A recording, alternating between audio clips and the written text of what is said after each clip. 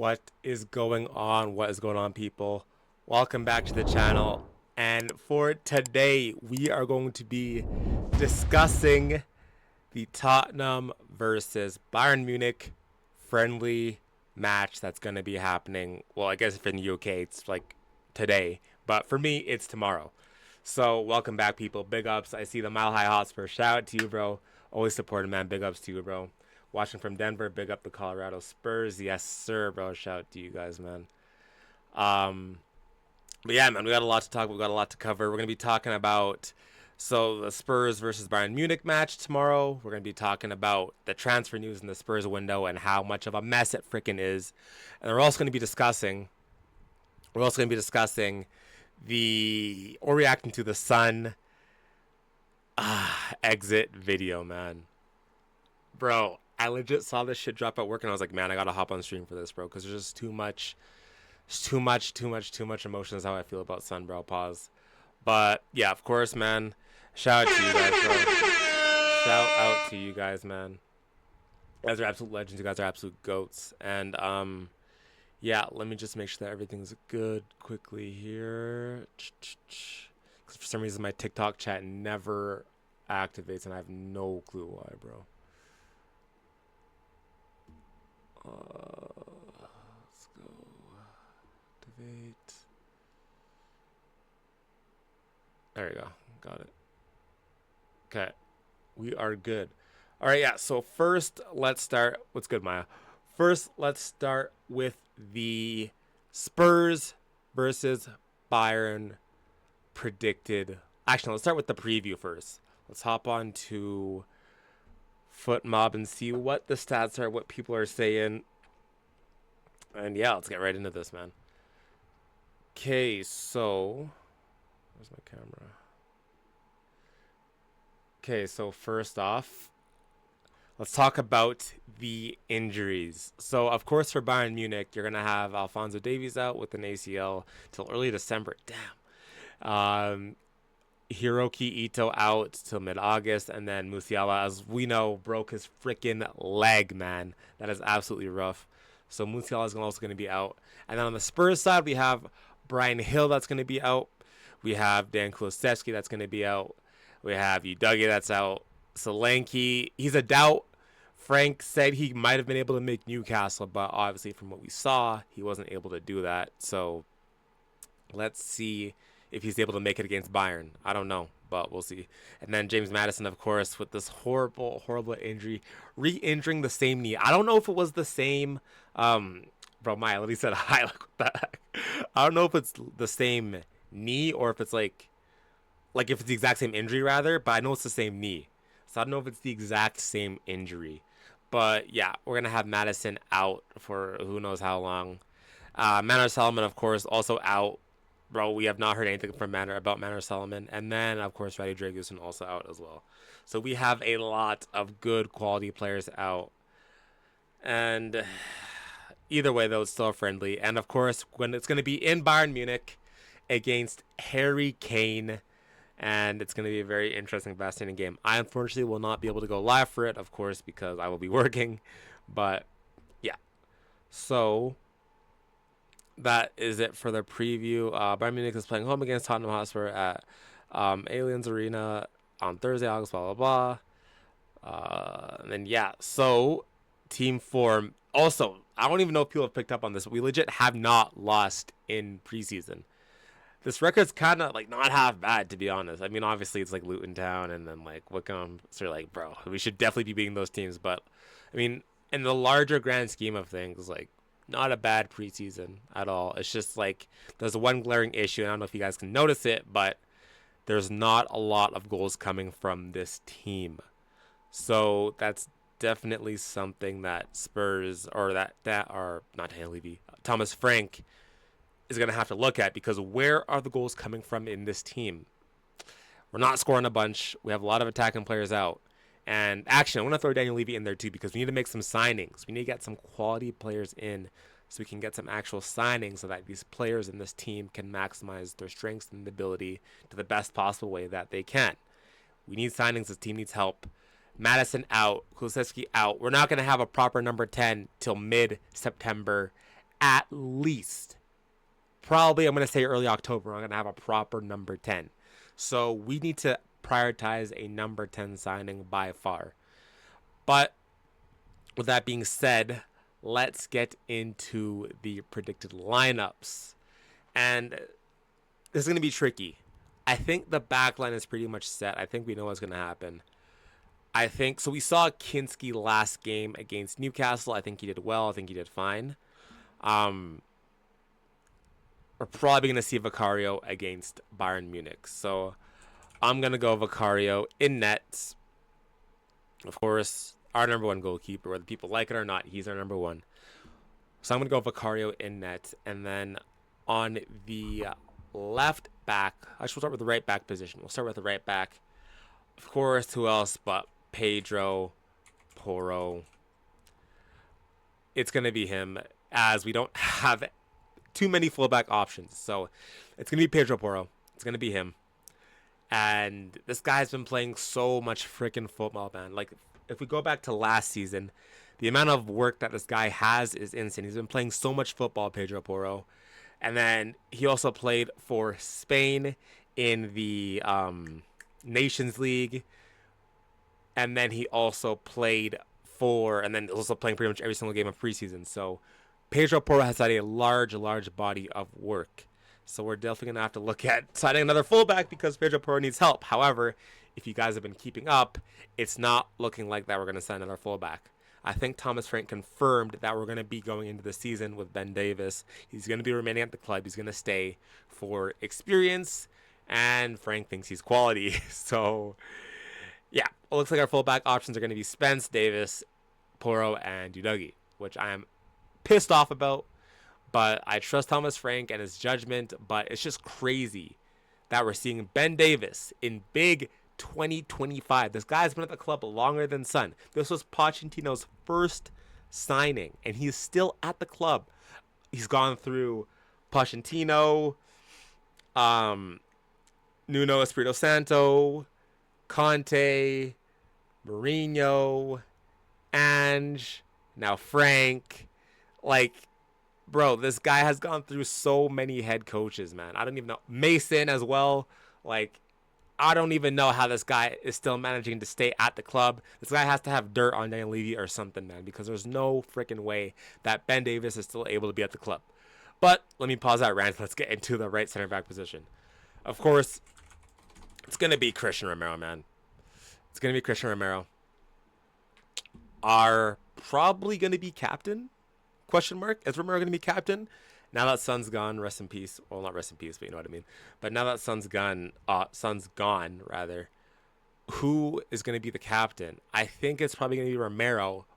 However, Romero needs to sign the contract.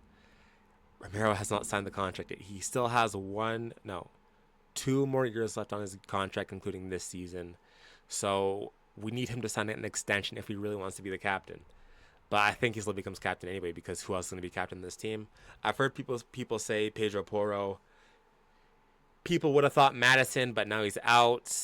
Kulusevski's a shout, but he's also out. So I think it's probably going to be Romero.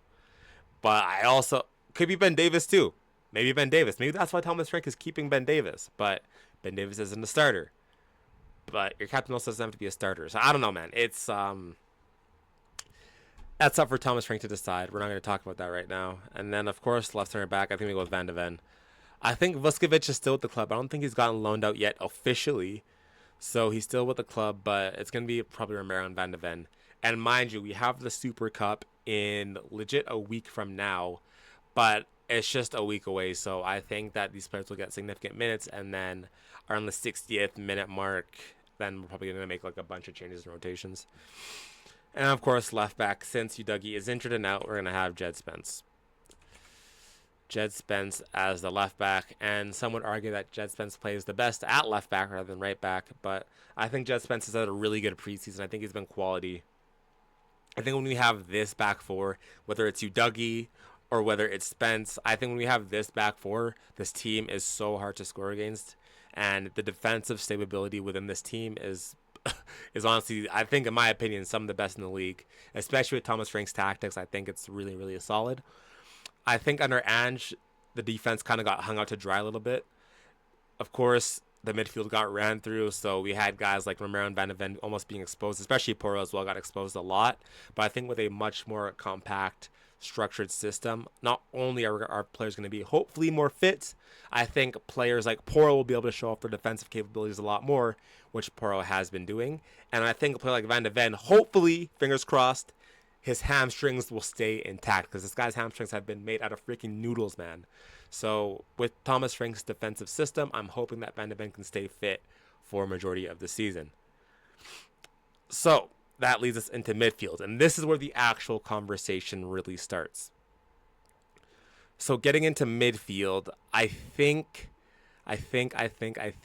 there's going to be some interesting conversations to have. Palhinha obviously did travel with the team. He was posted on social media. I think what you could do is go for a... I'm going to start... I think Palhinha starts. I think João Palhinha starts. How do you spell his brother's name? How do you spell his... What? Hello?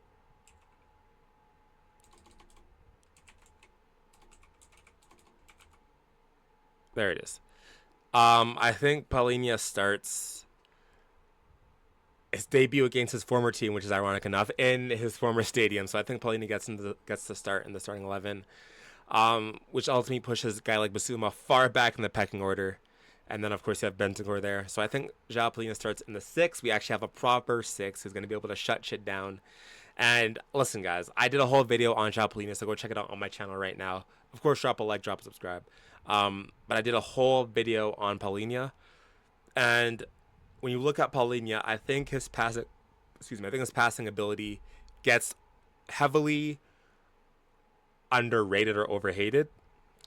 I think that he's not a crazy passer. He's not gonna be a deep lying playmaker, obviously, but I think his passing is definitely underrated. He's capable of doing the simple passes, keeping it simple. He'll play it forward. Occasionally, he will go for the deep passes. But his game is more so just, hey, I want to stop players. I want to shut shit down. That's Palhinha's game, bro. And we don't really have a player like that in the squad who loves defending. When you look at Bentancur, he always kind of wants to drift up, have a little bit more on the ball, pretty much be a little bit more of an offensive threat. Same thing with Bissouma. He kind of almost wants to drift up a little bit. He's not like your natural, lay low, sit down number 6. Palhinha, though, he loves to he's fine with not having the ball. He will control stuff. He'll patrol the midfield and he'll shut shit down. He will not let anyone get past the midfield line. That's Palhinha's role. And now when you look at our defense, you have Palhinha sitting deep in front of this back line. We have for a very, very solid defense. I genuinely think that we're going to concede some of the lowest goals in the Premier League with this defense and Thomas Frank's tactics. So yeah, we're going to go for Palhinha in the 6. And then for the 8, this is where it gets interesting. Because Thomas Frank has been playing Sarr higher up in that number 10, almost being like a box crasher. He's also opted for guys like Gray and Bergvall. Of course, Bentancur is still there. What does Thomas Frank do? Bergvall hasn't been playing the greatest. I think he's played a lot better as the preseason gone on, but he hasn't been playing to his best. I'm thinking Bergvall Sarr.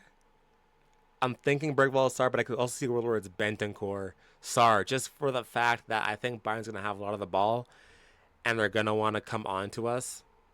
And Bentancur's capable of doing some offensive work. Because you can't drop Sarr. Sarr's not getting dropped. I think you want Sarr as a box score. Damn. It's tough. I think I'm going to go Bentancur. I'm going to go Bentancur in the other number 8. Playing alongside a João Palhinha. Just really having a strong, solid defensive line. And then having Sarr being as the number 10, quote-unquote, or the box crasher, as Thomas Frank has liked to do. And now when you have a guy like Bentancur there too, Bentancur is capable of, having a little bit of the creative side in him. Obviously, he's not a number 10. Obviously, it's not capable compared to the likes of our other players, but I think Bentancur can do a job. And then you have Sarr as the box trasher. So I think we're going to see a Palhinha pretty much sitting deep, and we're going to have Bentancur and Sarr being on the ball a lot, and pretty much Sarr just being like a box trasher a lot of the time. So I think this is what we're going to pretty much see majority of the time. So that, I think, takes up the midfield. I'm really excited to see what Sarr can do and if he's going to keep up his offensive threat that he's been showing. Because this guy, I think he has the most goals for our team in preseason with 3. So I'm really curious to see how Sarr continues to develop and grow. And this could be a very, very big season for Sarr. And honestly, it has to be. It really has to be a big season for Sarr. Because with a guy like Sarr, last season, he wasn't at his best. And the season before that, he started out really well. And then I think AFCON happened and he picked up an injury. And he really hasn't been the same player since. So with a guy like Sarr, you're definitely looking at him to have a really big season this upcoming season. I think Frank can coach him really well to get the best out of him. And he's probably the most unique player in that midfield in terms of actual fit.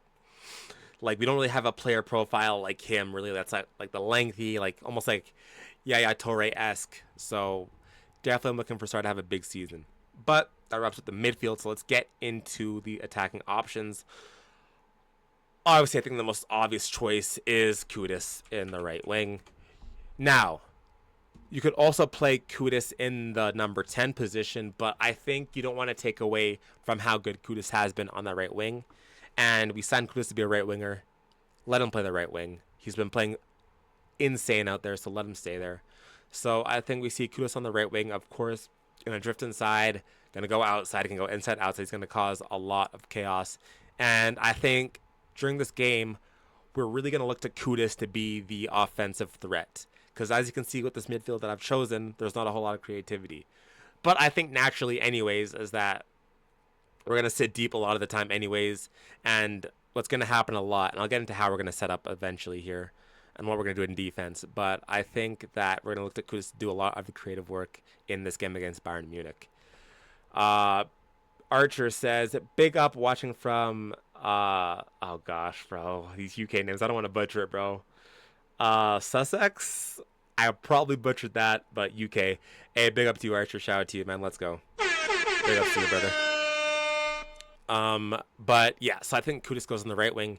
And then on the left wing, of course, bro, I was just about to say Son. I was legit just about to say Son, man. Damn. It sucks. But left wing, I think for me, actually, let's start with the striker because it's going to fix itself out. With the striker, obviously, Solanke's, I don't know if Solanke's going to be fit. And even if he is fit, I doubt after what happened to Madison, I doubt that Thomas Frank will start him. So I think regardless of that, it's either Richarlison or Tell. I think in a game where you want to sit deep, you're going to want a bunch of speed and counterattacking ability. I think we see Tell start, especially against his old team too. I think we see Matisse Tell start, in my opinion.